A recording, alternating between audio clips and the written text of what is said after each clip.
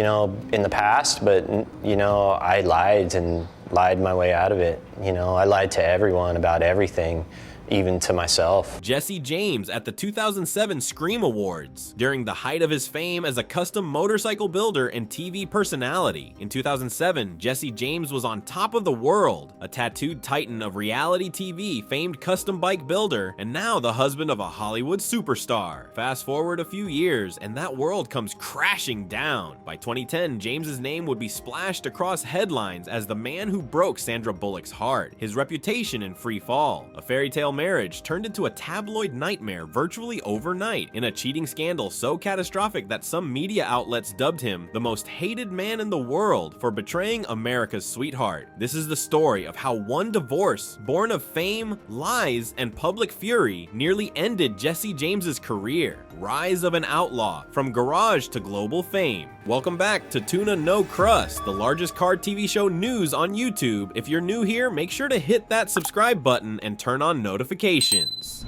Let's roll.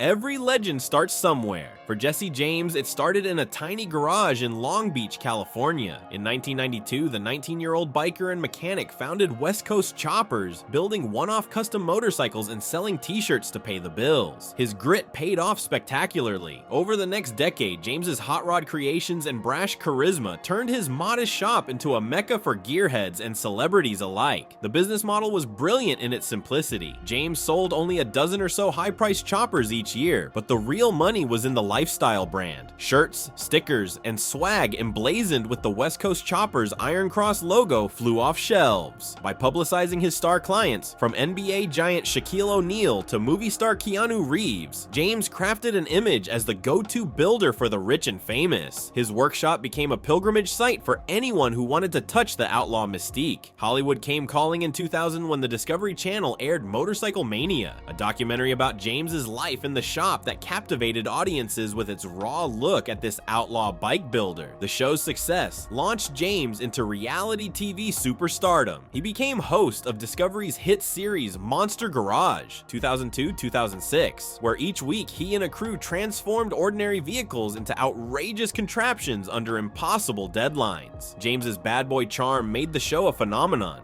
He was the perfect Gen X anti-hero, a relatable bad boy with blue-collar appeal, recalled Monster Garage's producer Tom Beers. James cultivated a renegade persona, part skilled artisan, part rebel who played by his own rules. Viewers loved watching this tattooed craftsman who could weld metal and drop one-liners with equal skill. By the mid-2000s, James was one of the most recognizable figures in custom cars and bikes, a rough-edged folk hero in a black t-shirt. His TV empire expanded with new projects like Spike TV's Daredevil series Jesse James is a Dead Man in 2009, which premiered to record ratings for the network. Video games featured him as a character, and his name became a pop culture brand that transcended automotive enthusiasts. The city of Long Beach even honored him in early 2010 by renaming a street West Coast Choppers Place near his shop. A remarkable achievement for a high school dropout who started with nothing but a wrench and a dream. At age 40, Jesse James seemed unstoppable, the living embodiment of the American bad boy success story.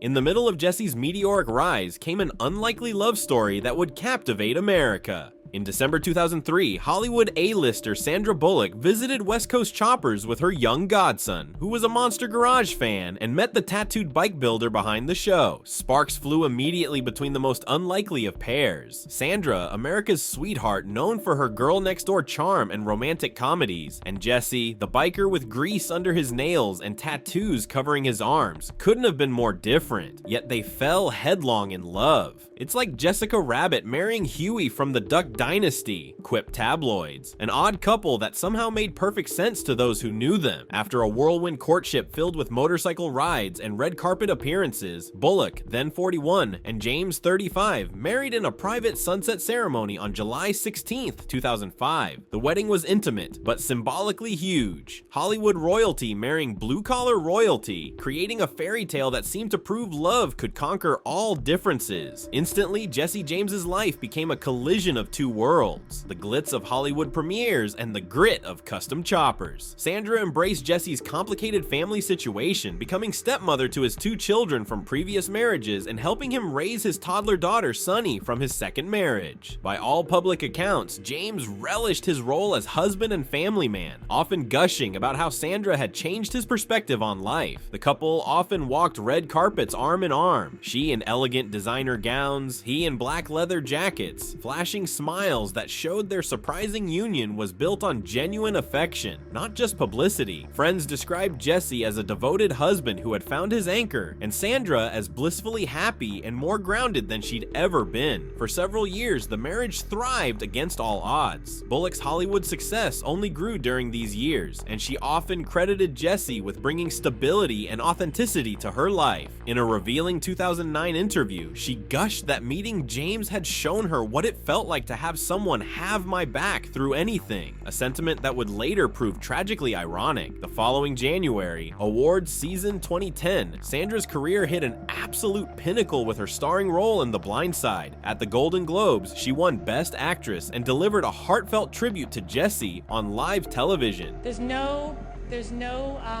surprise that my work got better when I met you, because I never knew what it felt like for someone to have my back.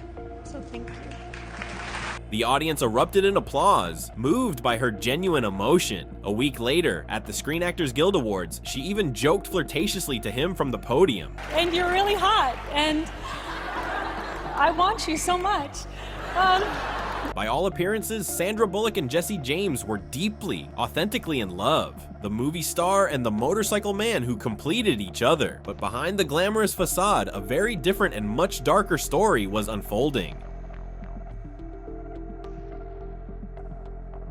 March 2010, Sandra Bullock has just won the Academy Award for Best Actress, the crown jewel of her career. She and Jesse attend the Oscars together, beaming with joy. The triumphant wife clutching her golden statuette, her proud husband looking on adoringly. Yet within days of that career high, their seemingly perfect world implodes in the most spectacular fashion imaginable. The bombshell, literally named Bombshell, hit the headlines like a tsunami. It started with a single explosive report in Touch Weekly, and then came the domino effect that would destroy everything. A heavily tattooed model named Michelle Bombshell McGee told the magazine that she'd carried on an 11-month affair with Jesse James while Sandra was away filming The Blind Side. The story spread like wildfire across every media platform imaginable. Almost immediately, more women crawled out of the woodwork with similar claims. A stripper here, a photographer there, a tattoo model somewhere else, each alleging they too had slept with James during his marriage to America's sweetheart. Overnight, the faithful family man Sandra Bullock had so publicly adored was recast as a serial cheater living an elaborate lie. The revelations were as tawdry as they were devastating to witness. McGee didn't just make allegations, she flaunted text messages, intimate photographs, and salacious details, painting Jesse as a man who actively pursued her while his famous wife was away working. One mistress became 2, then 3, then more as the count of alleged affairs grew by the day. Late-night comedians and gossip blogs had a field day at Jesse's expense, dissecting every detail of his apparent double life. The scandal dominated headlines throughout March 2010, completely eclipsing even Bullock's Oscar glory. As one reporter quipped with bitter accuracy, Sandra's Blind Side wasn't just a movie role, it was her real life. And then, incredibly, the story took an even darker turn. In the midst of the media frenzy, photographs emerged that took the scandal to a deeply disturbing place. McGee's leaked modeling photos revealed her posing provocatively in Nazi regalia, complete with a swastika armband and SS officer cap, fueling a public ick factor that went far beyond simple infidelity. Days later, another photograph leaked that proved even more damaging, this time of Jesse James himself, grinning while wearing a German military hat, his arm raised in what appeared to be a mock Hitler salute. The image, reportedly taken a couple of years earlier as what James would later call a joke, landed with devastating impact. Suddenly, the man who had been seen as a lovable rogue now looked menacing and deeply insensitive. In the court of public opinion, this scandal had everything: betrayal, sex, and disturbing imagery. And it was utterly toxic for Jesse James's carefully crafted image. Sandra Bullock, meanwhile, was in hiding, humiliated and heartbroken heartbroken, her fairy tale marriage revealed as a nightmare. She canceled international movie appearances and quietly moved out of the family home even before the full extent of Jesse's betrayal went public.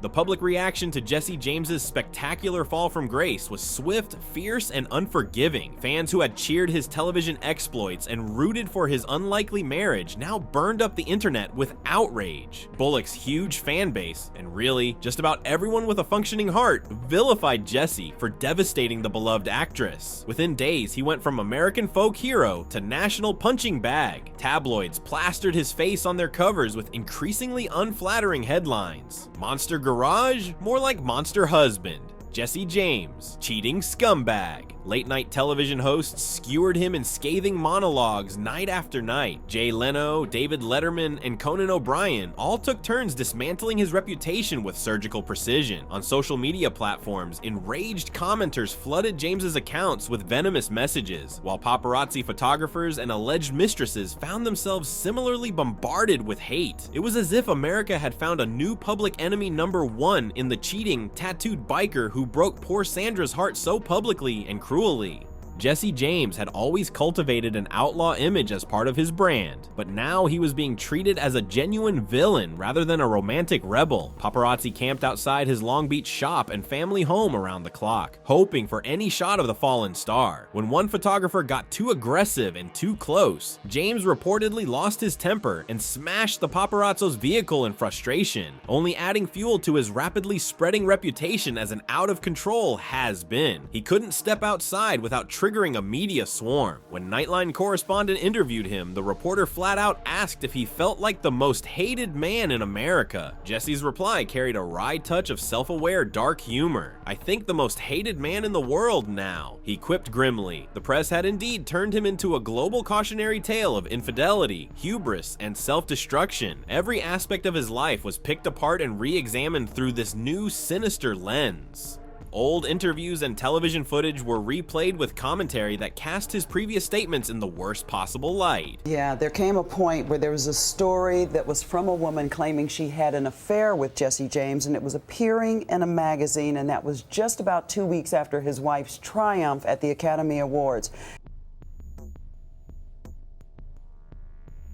Amid the relentless media firestorm, Jesse James did something he'd rarely done in his entire public life. He completely disappeared from sight. As allegations multiplied and evidence mounted in late March 2010, James went silent and reportedly checked himself into a rehabilitation facility in Arizona. His spokesman said it was to address personal issues, though many assumed it was sex addiction therapy, the same public relations playbook other high-profile cheaters like Tiger Woods had employed that year. While James never confirmed the specific nature of his treatment, he clearly hoped that some time out of the spotlight might stem the backlash and demonstrate that he was serious about addressing his problems. He spent a full 30 days in treatment before returning to face the music. When he emerged from rehab, Jesse issued a carefully crafted public mea culpa. In a statement released on March 18, 2010, he confessed to the harm he had caused and apologized to Sandra, his children, and everyone hurt by his actions. "There is only one person to blame for this whole situation, and that is me,"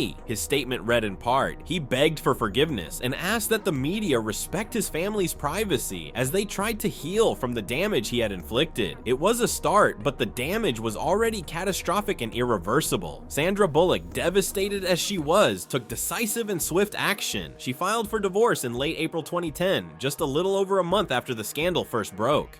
"Yes, I have filed for divorce," she told People magazine in an exclusive interview, adding quietly, "I'm sad and I am scared." The world learned in that same heartbreaking interview that Sandra had been in the process of adopting a baby boy, a process she and Jesse had begun together during happier times, and that she would now proceed as a single mother. The revelation added another layer of poignancy to an already tragic situation. While Jesse was betraying their marriage, Sandra was working to expand their family. In one fell swoop, she was closing the door on their nearly 5-year marriage and courageously refocusing on her future as a mother. The divorce papers cited conflict of personalities as the legal reason, a bureaucratic formality that barely hinted at the emotional wreckage beneath. By June 28, 2010, the divorce was finalized with efficient Hollywood speed. Sandra Bullock was legally free, and Jesse James was officially alone with the ruins of his life.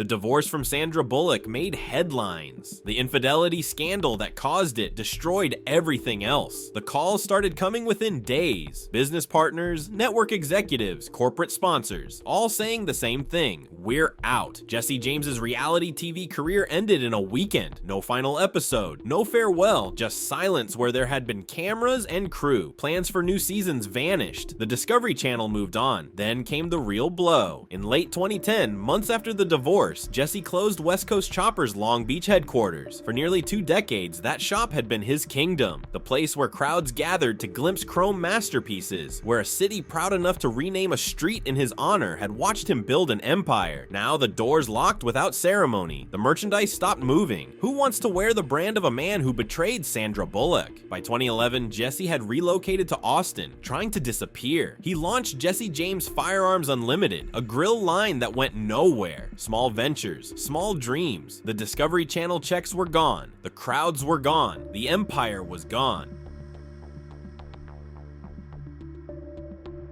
Summer 2010, just months after the divorce, Jesse started dating tattoo artist Kat Von D. By early 2011, they were engaged. People warned her, she didn't listen. July, they broke up. August, they reconciled. September, over for good. Then Kat spoke publicly. 19 women. Jesse had cheated with 19 different women during their year together. I know I deserve a big fat "I told you so" from everyone, she wrote. The pattern never broke. Alexis DeJoria in 2013, divorced by 2020. Bonnie Rotten in 2022, chaos within months. A memoir in 2011 that nobody read. A Monster Garage revival in 2021 that nobody watched. The world had moved on. 15 years later, there's no spotlight, no fame. Just a garage in Texas and a man haunted by the wreckage he caused. Jesse James traded red carpets for cold steel, and now he builds in silence. Not for fans, but for himself. The divorce that cracked his world didn't just end a marriage. It ripped the mask off a brand. And in the quiet hum of tools and regret, Jesse's story reminds us, fame can make you a legend, but it can't make you whole. In the end, the only thing left was the grind, the grit, and the man beneath it all. Until next time, tuna, no crust, shining, even when it's dark.